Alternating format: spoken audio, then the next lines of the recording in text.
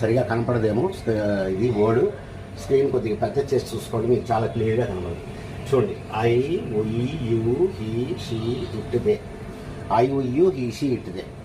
I we you he she it they. వీటిని ఇంగ్లీష్లో మనం ప్రొనౌన్స్ అని చెప్పి అంటాం. ఇంగ్లీష్లో ప్రొనౌన్స్ అని చెప్పి ఎందుకు అంటాము అంటే, చూడండి, వీటన్నిటికీ పేర్లు ఉంటాయి. ఇప్పుడు ఐ, నేను, ఐ అంటే నేను, నాకు పేరుంది. నా పేరు రాయకుండా నేనేం చెప్తున్నాను, ఐ అని చెప్పేస్తాను. అంటే పేరుకు బదులుగా వాడుతున్నాను నేను. అలాగే మేము, మా అందరికీ పేర్లు ఉంటాయి. అందరి పేర్లు చెప్పకుండా ఏం చెప్తున్నాను నేను, ఉయ్ అనే మాట చెప్పేశాను. అలాగే యు, నువ్వు, మీరు, ఒకరికి వాడతాము, ఎక్కువ మందికి వాడతాం. నువ్వు, మీరు.